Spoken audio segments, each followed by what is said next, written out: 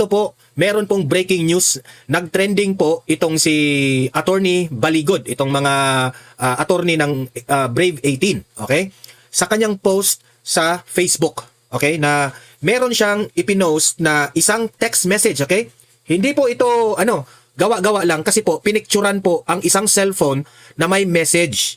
At sa pagkakaunawa ko, ang pinatutungkulan niya dito ay si Trillanes, okay? Na di umano, itong si Trillanes, o si Trillanes ba, o mga tauhan ba ni Trillanes, nag-chat sa mga Brave 18, okay? Meron pong chinat sa Brave 18 na nag-o-offer po ng 10 million para lang bumaliktad itong mga Brave 18. Tingnan mo na. So, alamin po natin ito ha, di umano ha, dapat itong sagutin ni Trillanes kung totoo ba ito. Kasi yan may ebidensyang ipinakita itong si Attorney Baligod, okay? Yan ang una nating pag-uusapan. At pangalawa nating pag-uusapan ay itong interview ng political analyst Professor Malutikia, okay? Political analyst Malutikia na in-interview siya ng One News patungkol po sa impeachment ni VP Sara. Ano ang kanyang analysis dito? Ano ang posibleng mga mangyayari, okay? Sa parating na impeachment trial laban kay VP Sara. So, yun po ang ating pag-uusapan ngayong gabi na ito. Pero bago ang lahat guys, help me po muna na i-like at saka i-share itong ating video para guys kakalat ito sa taong bayan. Okay? Eto na nga. Unahin muna natin itong post ni Attorney Baligod. Ito sabi ni Attorney Baligod sa kanyang post sa Facebook. Eto ba? Sinasabi mo trill? Ang spelling is T-R-I-L-L. So, wala akong ibang naunawaan ko na si Trillanes po ang pinatutungkulan ni Atty. Baligod. Tapos, pinost pa niya ang picture ni Trillanes dito. Okay? Ito ba sinasabi mo, Trill? Bakit kailangang niyong oferan ng 10 million ang bawat isa sa Brave 18? Para itago niyo ang katotohanan? Lousy kayo talaga. Ayan, Trillanes. Sinabi ni Atty. Baligod, Trillanes, na lousy ka raw. Ha? Lousy ka raw. Ito hindi ko ibig sabihin na totoo ito. Ito, nagbabalita lang po tayo dito ha. Dapat ito, sagutin ni Trillanes kung ito ba'y totoo o hindi. Okay? So, ito, ang daming nito 13.3k likes ha, 13,000 likes. 1,800 po ang nagko-comment. Ang nag-share nito is 2,700. So, meaning to say, ang daming nakakita nitong balita na ito. Okay? Lakihan natin. Ngayon, lakihan natin. Ito yung text message. Lakihan natin para alam niyo kung ano yung tinext umano sa kampo ni Trillanes. Ito po, at natin, liitan muna natin ito at lakihan natin para makita natin ang buong buo. Yan. Yan, kita ninyo? Sa cellphone yan, ha? Ebidensya po ito, pinictura nila sa cellphone. Ayan, sabi dito, pero ang sisimulan ko dito ha, dito. Yan, sisimulan ko dyan, yan. Pero ang maganda nito, maatras ang mga kaso mo. Saka batch tayo, yan importante. So, sa pagkaka-understand ko dito, cellphone ito sa isa sa mga 18 ex-marines na chinatan siya, okay? Sabi dito, ito yung hinighlight ha.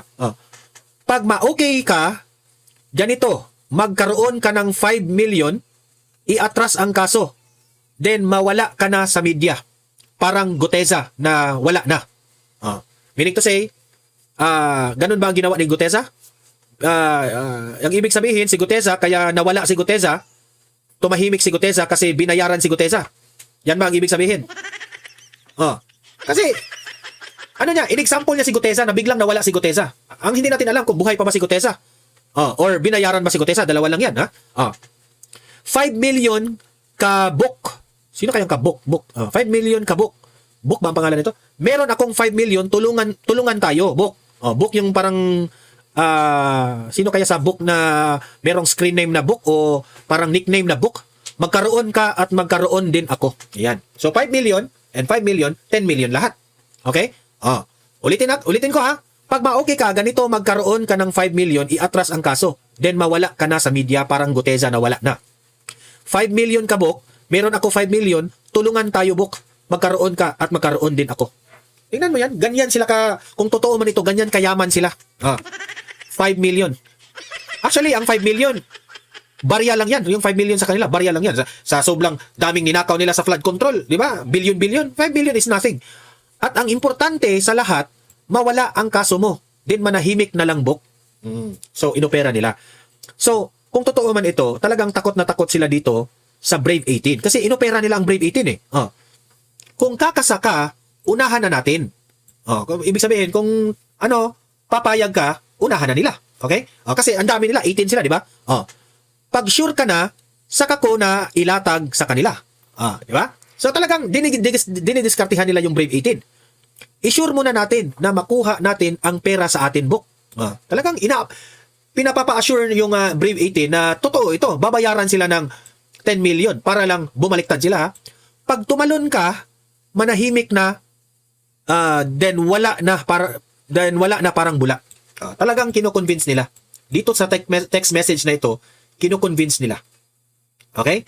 Yan po ang latest na pinost na ebidensya nitong si Attorney Paligon. Okay? Yan ang sabi ko sa inyo. Baka akala ninyo, itong mga 18 ex-Marines, marami itong tinatago pa. Hindi pa nila inilabas lahat ng mga ebidensya. Heto ngayon, hindi pa nga lumabas yung mga ibang ebidensya, meron ng panibago. Ako, malaki ang chance na maniniwala ako rito eh. Kasi, they will do everything para lang babaliktad itong 18 ex-Marines. Kasi delikado sila, especially if si VPSara na ang magiging presidente sa 2028. Naniniwala ko dyan. Kasi ang dami nilang ebidensya eh. So ito yung dating sinabi ni Trillanes. Ito, basahin naman natin yung post nitong Trillanes naman. Ito. Published by John Paul Robles ng DZMM, Teleradio Intern. Yan. Ito yung sabi ni Trillanes ha. Ang problema, hindi alam ng 18 bagmen na ito ang pinasukan nila. Yan ang sabi ni Trillanes. Akala nila parang social media engagements lang yan na pinupuri sila. Binobola ng mga DDS pero yung mga yan sa korte, wala mga yan. Kahit na ilang engagement ang ibigay sa inyo dyan at ilang papuri ang ibigay sa inyo dyan, pero sa korte, kayo lang. Parang ibig sabihin ni Trillanes dito na kawawa raw itong mga 18 ex-Marines kasi hindi raw nila alam kung ano yung pinasukan nila. Pinupuri raw ito na sa ng mga DDS itong 18 ex-Marines. Actually, sa totoo lang naman, kaming mga DDS, pinupuri namin ang 18 ex-Marines kasi po nakikita po namin na sincero sila na isiniwalat nila ang katotohanan. Sino ba namang hindi maniniwala sa kanila na sila po ay dating mga bodyguards at mga bagmen ni Zaldico. At mismo, si Zaldico po na mismo ang nagsabi na totoo po itong kanilang mga pagdideliver ng mga male-maleta. So, wala mang confirmation si Zaldico na totoo itong mga sinabi ng 18 ex-Marines, no? Pero nakokonek po namin ang mga statements ni Zaldico at sa mga statements po dito ni ng mga Brave 18. Ika nga, sabi ni Banatbay kanina, sa interview ni Amy Marcos, nagtutukma po yung mga pangalan. Especially kasi itong si Banatbay, kinasuhan siya ni Trillanes. I mean, si Banatbay pala, kinasuhan ni Zaldico. Sorry, I'm wrong. Si Banatbay, kinasuhan ni Zaldico. At kilala po ng mga Brave 18, itong mga lawyers ni Zaldico. Alam ng mga Brave 18 ang mga detalyadong kwento patungkol kay Banatbay. Which is, sabi ni Banatbay, talagang totoo itong mga pinagsasabi ng mga Brave 18. Kasi, alam ng mga detalyadong tao, itong mga Brave 18, patungkol kay Zaldico. Which is, sabi ni Banatbay, kinasuhan siya ni Zaldico, tapos, alam ng mga Brave 18 ang mga detalye patungkol po dito sa kaso ni Banatbay. So, meaning to say, ito ang nagpapatunay na itong mga Brave 18 ay mga trabahante talaga ni Zaldico. So, kaya't naniniwala po si Banatbay na itong mga pinagsasabi ng mga Brave 18 ay talagang totoo. Especially dito sa mga paghahatid ng mga maleta. Okay? So, yun po. Malinaw na itong pinost ngayon ni Atty. Baligod, kailangan po itong sagutin ni Trillanes. Okay? Kasi ako kung totoo man na ino-ofera ng 10 million itong mga Brave 18. Kasi mantakin nyo kung ikaw na Brave 18, there is a big tendency na babaliktad ka. Imagine 10 million, wala ka ng problema. Meron ka ng 10 million. Tapos, matiwasay na yung ano mo, yung pamumuhay mo. Hindi ka nakakasuhan yung mga, kasi yung Brave 18, ang dami nilang binanggit na mga malalaking pangalan, di ba? Naghahatid sila kay Stella Kimbo, ni Dilima, ni Trillanes, sa mga ICC. Naghahatid sila sa presidente, kay Sandro Marcos. Ang daming mga malalaking mga pangalan na binanggit nitong mga Brave 18. Okay? So, kakasuhan sila. At itong mga Brave 18, wala silang pakialam kung kakasuhan sila kasi alam nila, nagsasabi sila ng totoo. Pagdating doon sa korte, marami po silang maisiwalat na ito ay katotohanan. So, sila, kampante sila na katotohanan ang mananaig. Pero kung ikaw, Brave 18 ka, kung ikaw, mukha kang pera, maano ka talaga? Maaakit ka talaga sa 10 million. Imagine, bibigyan ka ng 10 million, tumahimik ka. Huwag kang tumistigo, meron ka pang 10 million at hindi ka nakakasuhan dito sa mga pinagsasabi mo. Pwedeng ganon, di ba? Pero, ngayon, pinost ito ni Atty. Baligod, nasa mga Brave 18 na yan, kung sila po ay babaliktad. Paano yan ngayon? In-expose na ni Atty. Baligod. Ang delikado nito, matitrace ito. Pagdating dito sa DICT ba yan? Sa NBI, matitrace nila yan. Sino ang nag-chat niyan? Anong account? Saan ang IP address ng nag-chat? Di ba? Maano yan? Malaki po ang pinanghahawakan dito ng ni Atty. Baligod na ebidensya. So, kayong mga taong bayan, kayo nang humusga. Ano sa tingin ninyo? Totoo bang ginawa ito ni Trillanes na bibigyan niya ng 10 million bawat isang mga Brave 18 para lang bumaliktad? Kayo, naniniwala ba kayo, taong bayan? Ilagay niyo sa comment section kung naniniwala kayo at anong inyong sariling analysis dyan. Kasi kung ako ang tatanungin ninyo, no? Hindi na ako magtataka. Kasi si Trillanes, kilala na po natin ito. Ang dami na pong mga pinalutang na mga witness ito. Si Las Cañas, sino pa yung mga ginamit niya noon, di ba? So, kung totoo man ito, hindi na ako magtataka. Ngayon, na lumutang itong pinost ni Atty. Baligod, dapat sagutin ito ni Trillanes ngayon. At saan naman ang galing ang pera na yan? Kung si Trillanes man ang mamigay dito ng pera sa mga Brave 18, di syempre, sino pa ang may connection, di ba? Kung totoo hindi natin pinangunahan, pero kung sasabihin nyo, kung totoo ito, posible na si Trillanes at ang mga administrasyong Marcos, itong si BongBong Marcos, kasabwat na itong si Trillanes, di ba? Posible. Kasi, actually, magsasanib puwersa na yung mga nabanggit ng mga Brave 18 di ba? Especially dyan sa Senado, ang daming binanggit ng mga Brave 18 ng mga senador, di ba? Magsasanib puwersa yan ngayon.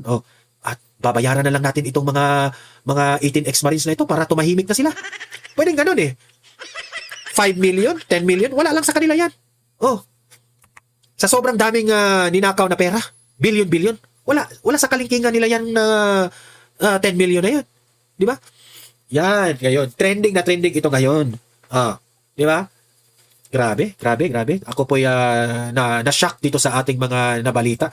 Ito naman, pakinggan naman natin itong ito buong istorya nito, wala tayong ibang reason bakit ito nakaganito kasi takot sila.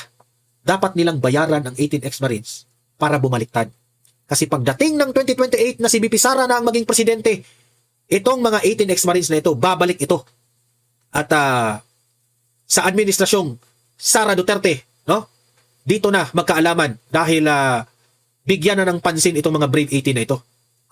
Kaya, todo sila ngayon sa anong tawag dyan? Todo sila sa na ma-impeach itong si VPSara. Todo sila sa kanilang mga ginagawa, especially yung mga prosecutors dyan sa House of Representatives. Ito yung analysis ni Malu Tiquia sa impeachment trial ni VPSara. In the studio by political strategist Malu Tiquia. Welcome back to the political beat. Good evening. Ang dami nangyari this week. Yeah.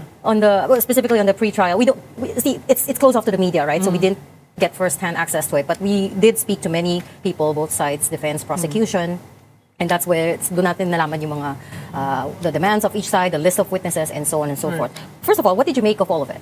Well, it's a process. The pre-trial process, it needs to be done in order to shorten the actual trial. So, and the second thing is that you are able to scrutinize the documents and mark it, and that kind of surprised me that there are certain documents lacking certain pages, so they did not agree to jointly mark it. So you will see from the outset that there are already strategies being laid out, but they are not discussing it. What are you sniffing? Even the list of witnesses, di ba sabi, you are mirroring our witnesses. Kaya imberna itong prosecutor sa defense team kasi talagang malakas yung kaso nila eh. Pero itong mga prosecutors talagang mahina. Yes, but that's essentially a strategy to debunk and assail. I mean, imagine if you're going to present former Senator Trillanes and Mr. Madriaga, and that they will also be the witnesses of the Correct. defense, it's essentially to assail them. So you have to stand on what you Ano pang swore aasahan? in terms of the affidavit, and that was used by the prosecution. So this is interesting because sparks were made on the first day. Sparks continued on the way they appreciated the documents, and then the questioning of the witnesses, the fact that there are general and vague witnesses. So those are already tactics being laid out. And to be fair, the House appears to be very prepared with their introduction, video and the pressers almost periodically. Prepared. Whereas the defense chose to remain quiet, Kasi logically takot na sila kay because VPSara eh. they should They are not on be the able. defense, Yes, yeah. they should They're not on be the able to say defense. the plans. Yeah, and we do know that they have boxes and boxes and boxes of documents on this, the House.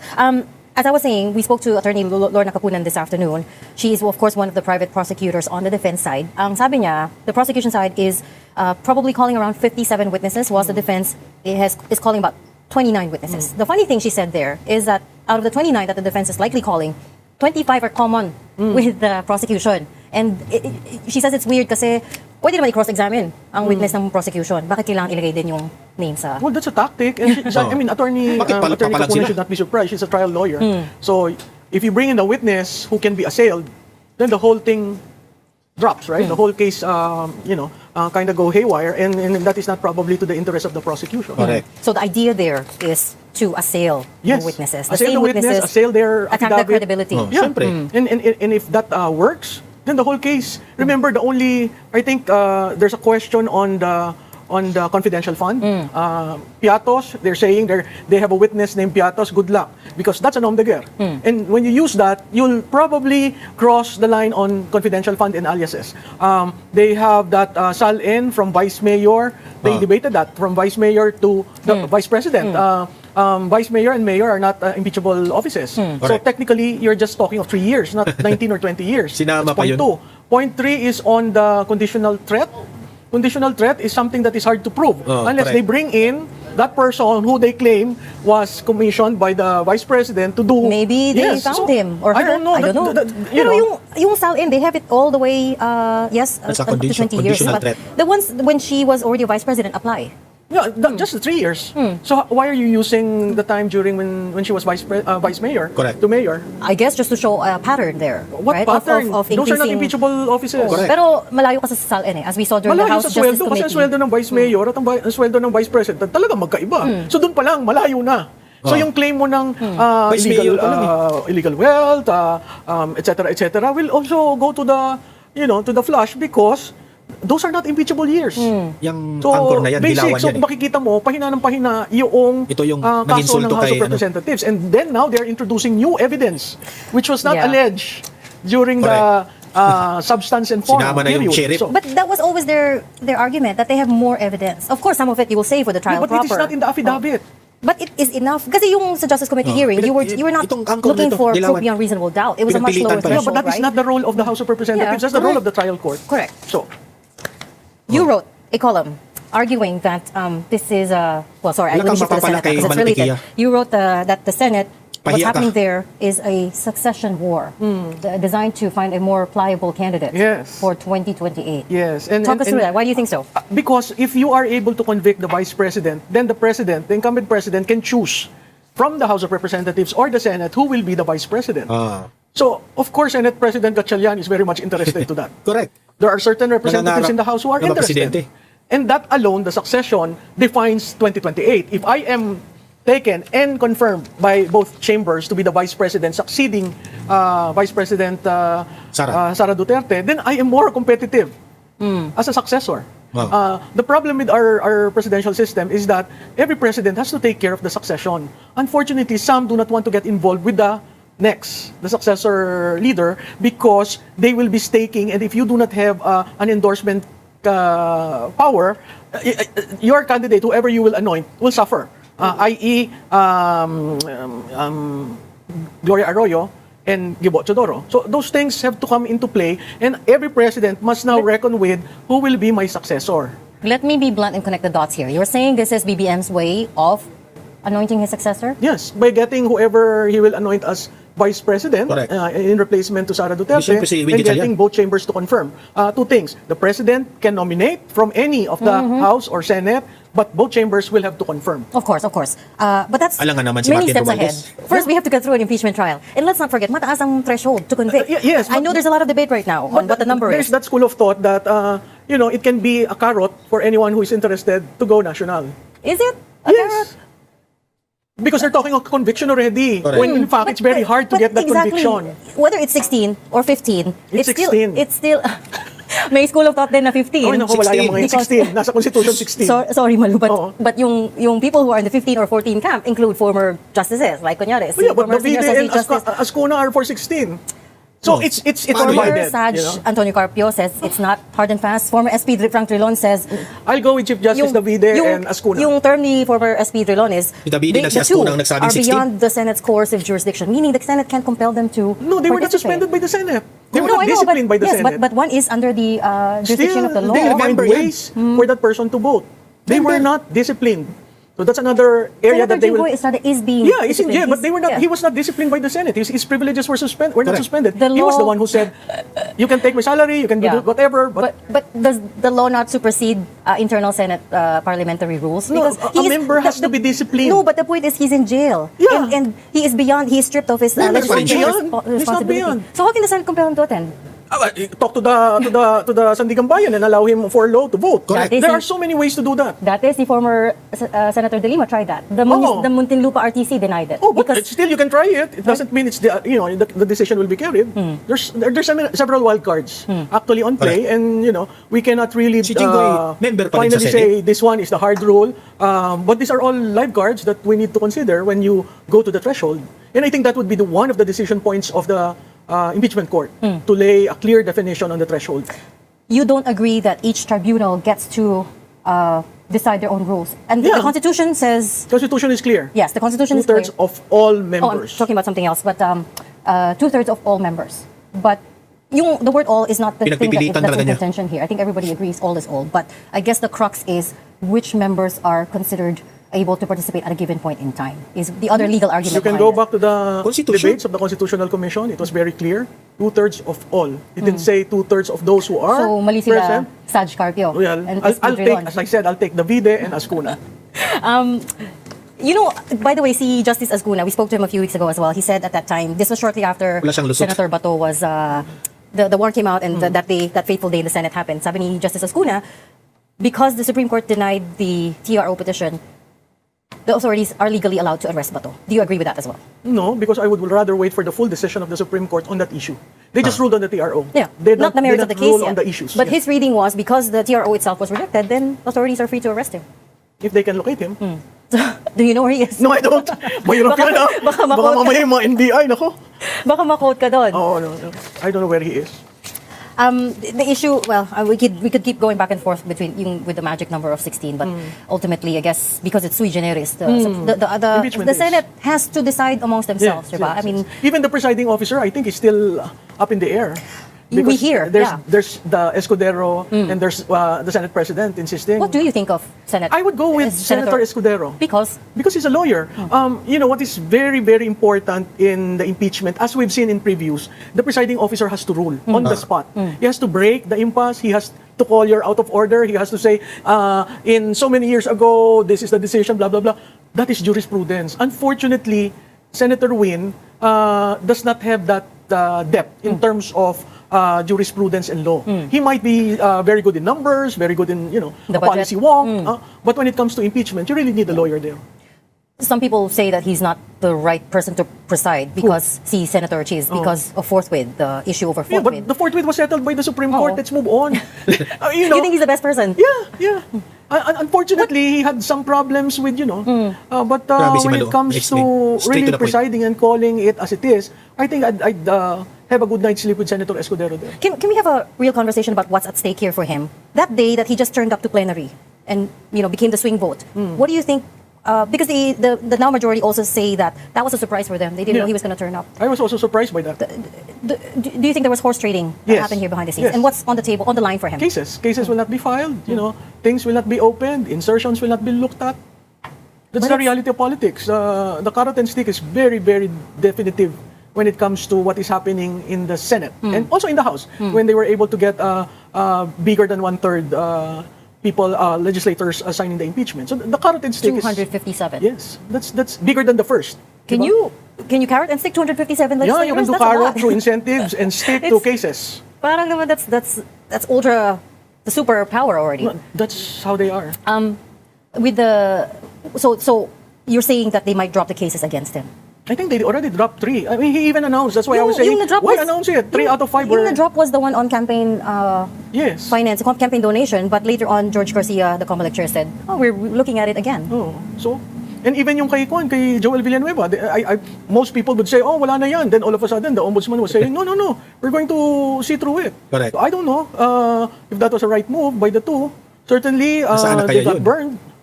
Ombudsman Their Rimulya. reputations got damaged, but, that's how politics is in this country.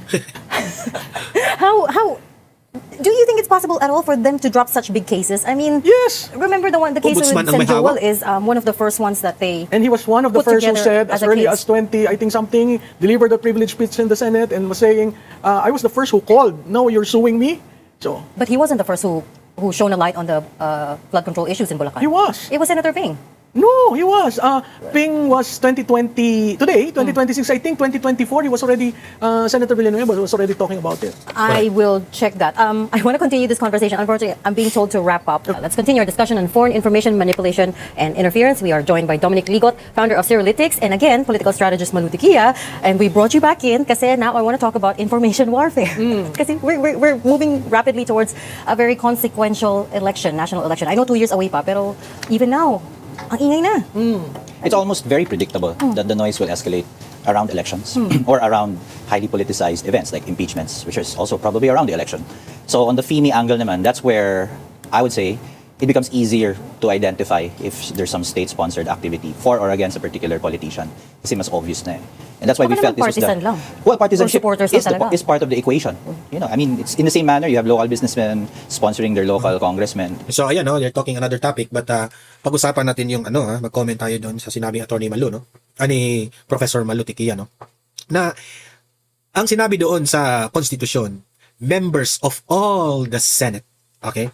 Ang boboto po. So ang 2/3 ay 16. Kahit pinagpipilitan ng angkor sa One News, wala talaga. Talo siya kay Malu. Grabe mag-research na si Malu Tikia, di ba? So ayan, no? Obvious na itong administrasyong Marcos na ito ay they are doing their best para mabend ang law para lang pumabor sa kanila. Alam naman natin yan.